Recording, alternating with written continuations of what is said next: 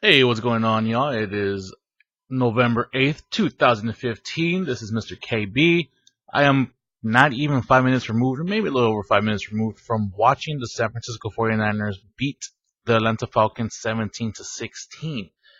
Now, at 2-6, this game really holds very little as far as consequence or reward for the San Francisco 49ers, as I personally, as much as I want to hold on to the actual faith that they can be a playoff team, I don't think they will make the playoffs. The reason why this game was so interesting was because this was the first game of this season that coach Tom Sula decided, I am going to bench Kaepernick and start Gabbert. And Gabbert, for his credit, led the team to a win. He wound up going, let me get the stats up here really quick. I apologize, I had them up and then I took them away and everything becomes all bright. Blaine Gabbert went 15 for 25 for 185 yards, an average of 7.4 per attempt. 2 touchdowns, 2 picks with a rating of 76.2. Not impressive considering on the other side, Matt Ryan went 30 for 45, 303 yards, an average of 6.7 yards per attempt, 1 touchdown. He did have 2 sacks with a rating of 93.1. Now, this was more of a defensive game on both sides, actually, and I think the numbers do actually show that. The fact that Matt Ryan only had 1 touchdown, but somehow still had 303 yards, meant that the defense did, in fact, step up when it needed to step up. To only allow one passing touchdown to a combination that includes Julio Jones and Matt Ryan, and really Matt Ryan and any wide receiver that he targets, shows that this game was more about defense than anything else. And the fact that the Niners gave up 2 picks and still won the game proves that the defense was really the big catalyst behind this victory. So I don't want to say, oh, Blaine Gabbert is, this is the reason why. No. This was a defensive game on both sides. The defense on this game, being 17-16, decided who won and who lost this game. The Niners defense played a little bit better than the Falcons defense. Despite the 300 yards by Matt Ryan, they only gave up like 10 yards on the ground. Whereas the Niners actually had a more balanced attack, meaning that they were able to chew off more of the clock when needed to, and that's pretty much what it came down to. So, where does this leave Tom Sula? Where does this leave the 49ers? Here's my personal opinion and my personal choice. I want Gabbert to start the remainder of the season.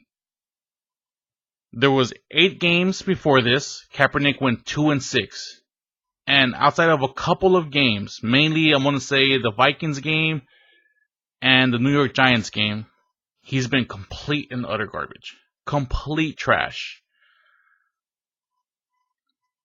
The Niners scored 17 in the first half, didn't score anything in the second half, but only allowed 3 to be scored on them. So most of the scoring in this game was done in the first half. And so both defenses decided to just step up their games, and the end result is what the end result is. Only the Atlanta Falcons scored a field goal with like 4 minutes remaining in the fourth quarter, and that's what gave them the 3 points. But all the points in this game were mainly scored in the first half. But that was never the case with Kaepernick. They never went into the locker room, or rarely went to the locker room this season, scoring double digits. And I think we've seen enough of Kaepernick to this season in particular to be like, you know what, you had your chance. You've had half a season. You've had an equal amount of chance to not be 2-6, and not entirely his fault. But he was a big variable in the equation of why this team was failing to produce wins. Missing targets, not having that situational awareness that a quarterback needs to have at this level to make the passes, to make the throws, to make the runs, to not take the sacks and take needless penalties that a quarterback needs to have to succeed at this level. And Kaepernick this season has not shown that he is capable of doing all those things all at once. He can do one thing or another. He can't multitask a situation the way that a quarterback needs to. And the fact that he is not a pocket passer first does not bode well for him in this scheme that they're currently running in San Francisco. I think that's been his problem in San Francisco, is In the latter parts, they try to make him a pocket passer, and he is not a pocket passer. But if I stated before, name me one run-first quarterback that has had great success in this league, and I will vote my confidence towards Colin Kaepernick. It doesn't happen. The only person that's had some success, and even an equal varying amount of success, being a run-first quarterback was Michael Vick, is the only one that I can think of. Mobile quarterback is mobile quarterback. When you're a mobile quarterback, that means that you have the ability to run. Gabbert has that. He's not a run-first quarterback. Kaepernick likes to use his feet first, so did Michael Vick. Both of them have not had a great amount of success. Any amount of success that Kaepernick has had in his career has always been because he has found a way to not lose games when he had a top 10 defense having his back. Now, when it comes to this game, just by looking at Gabbert, he had 2 picks. One of them was obviously him. He shorted a ball and it was picked. That was his. The first pick of the game, I believe, was in, I want to say right before the first half ended, maybe in the mid-third quarter. I'm trying to figure out. Jerome Simpson had a wide open position. Gabbert throws one in, and Jerome Simpson missed it. Actually, this was one of 2 drops that Jerome Simpson had, except that the second drop ended up getting picked off. So, he had 2 picks. One of them wasn't his fault. The second one was his fault. But it's him playing. He had awareness. He ran when he had to run. He's not as quick as Kaepernick, and very few quarterbacks are. But he didn't stare down a receiver. He went through his progressions. You can see it where he would look at his first option, and once that wasn't open, he didn't stare down and try to make that happen. He scanned to the right, nothing there. He would run. He would come back to his running back as an option. Those were the progressions that he was able to make in this game, and you can see that. And then, since he's not Kaepernick, and he's not a run-first quarterback, that wasn't really something that the Falcons defense was prepared for when running was his first option. Because nobody really knows, and it's kind of the same surprise that defenses got when they had Kaepernick. When they went from Alex Smith, who is a pocket mobile quarterback, to Kaepernick, who's a run-first quarterback, defenses weren't ready for that. They were training for Alex Smith, and then you would see bootlegs and the option offense, and Kaepernick would get these big, exciting plays because they weren't prepared for that. And the same can probably be said for Gabbert in this game. They weren't prepared for somebody who can stay in the pocket, scan the field, do his progressions, beat you for 3 yards down low, beat you for 7, and then all of a sudden run for a bootleg and he's getting 8 yards, 10 yards at first down. It could be that that's the case. So I am not going to be after one game, oh my God, Gabbert is the best. He's going to take us to the Super Bowl this year. That's not going to happen. I want it to be the case. I want it to be. I want to be that delusional where that is the case, but it's not going to be the case. But what I want to see is Gabbert given an equal chance to run this offense this year. Since this was a change done in week 9, 2-6 record for Kaepernick, where can Gabbert finish in the last 8 games? Currently, he's 1-0. And here's what I'm going to say is if Gabbert finishes the season at 2-6 and the team finishes 4-12, you have a decision to make in the front office. Do you keep Kaepernick knowing that he went 2-6 for the first half, or do you cut him, let Blaine Gabbert stay because he's entitled to stay, or he's under contract to stay until next season since he signed a 2-year extension last season? He's entitled to stay until next season. Do you stick with him as your starter, draft a quarterback in this year's draft, and then try to just let that quarterback sit out for a year, learn the ropes, have Blaine Gabbert actually mentor him the same way that Alex Smith mentored Colin Kaepernick, and see if you have drafted the quarterback of the future? I used this term a lot last week or earlier this week when I spoke where I do not think that Kaepernick is a quarterback of the future. He was a quarterback that we had and the quarterback of our present. Our present is pretty crappy now. Let's move that over to Gabbert. Can Gabbert be the quarterback of the future? I believe he can. Is he? I don't know. But why not make him the quarterback of our present and see what it can lead up to? Because if he finishes the second half of the season 3-5 or 4-4, I keep him. I honestly keep him. If somehow with him as a QB, the second half of the season they can finish that at a 500 rate at 4-4, I keep him and I cut Kaepernick and I save myself $11.6 million from next year's cap. I do that.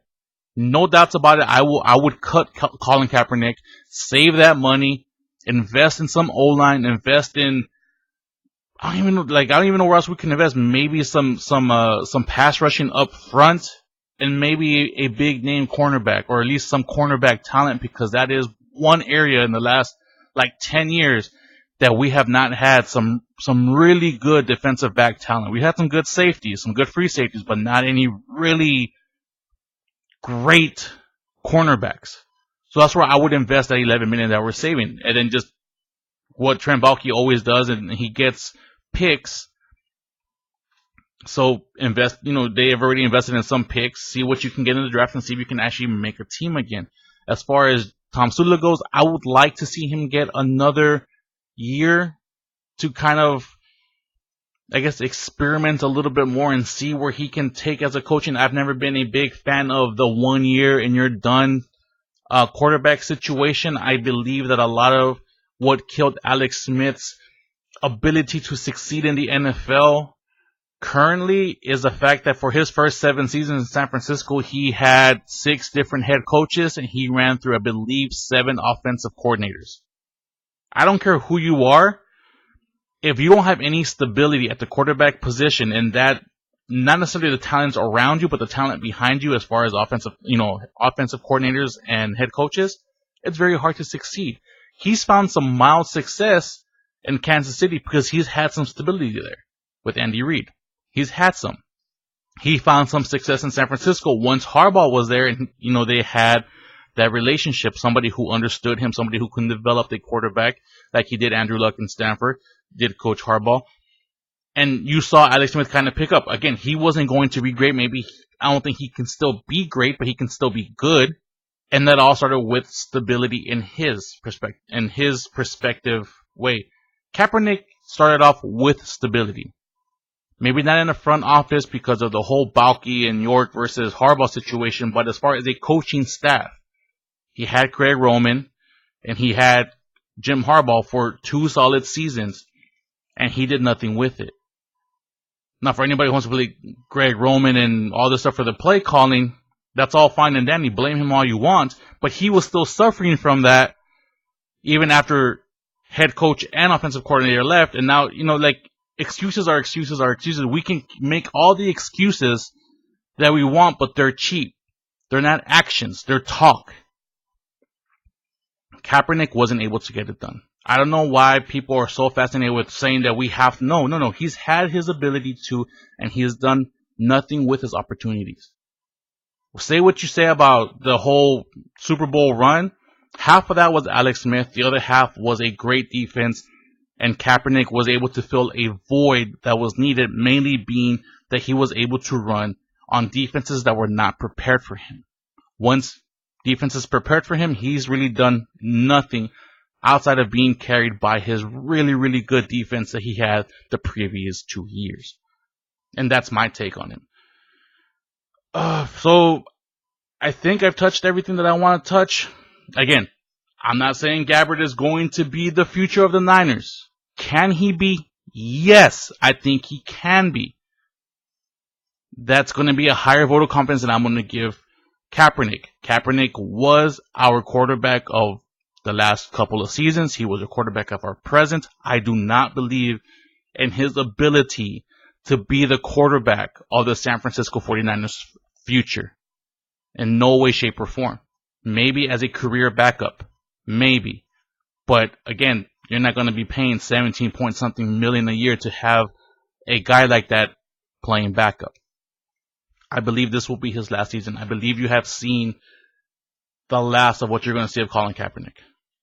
Blaine Gabbert, he's here until next season.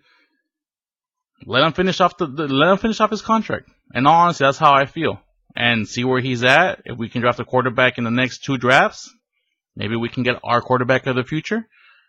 Or maybe Blaine Gabbert can actually be the guy. Who knows? He wasn't given the opportunity in Jacksonville. He was trash in Jacksonville. But again, that's a trash franchise, any trash team.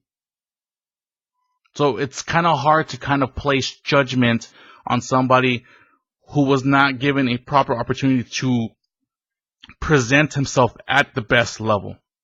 And if you go, oh, why are you making excuses for Gabbert when you don't want to take that for Kaepernick? Because the situations are not the same. Kaepernick had good coaching staff, a good O-line, a good defense. He had a bunch of things to succeed. And not only this year, in previous years, he hasn't been able to really succeed or even exceed the expectations of what are thrown upon him. Gabbert was given all the expectations, but with nothing surrounding him. Not a good head coach, not a good O-line, not a good D, not anything. And now you can see some of his football intelligence, some of his football awareness in this game if you saw him play. He has some talent around him, even from the coaching staff. Say what you want to say about them being the Three Stooges or whatnot. There's some talent there. Those guys all come from some pretty good pedigree, coaching-wise. So let's just give him a shot, peoples. Just give him a shot. If I'm hating on Kaepernick, I'm hating on Kaepernick. That's fine. That's your take. But for the time being, let's give Gabbert a shot. Let's support him. Let's hope that he succeeds well. And if that means the end of Kaepernick, nobody had a problem, and that was the end of Alex Smith. So that's just football. That's all it is. That's just football. So, Blaine Gabbert, you have my hope, you have my wishes, and you have my faith in your hands. I will cheer for you and hope that you can make at least this season somewhat more respectable for the San Francisco 49ers. Like, going along with the defense, everybody today played super, super great. Jerome Simpson, keep your head up, my brother. I know that you had some really, crucial drops, but it happens. Practice, come back harder, and, you can stay around too. So that's it, y'all. Comment down below. Thank you guys for watching so much. It means so much to me. And for everybody else who kind of joined me for being a gaming site, I'll get back to that. I'm hoping to have Fallout this week. Fallout 4. Woo! But yeah, this has been Mr. KB. I'll see you guys next time. Bye.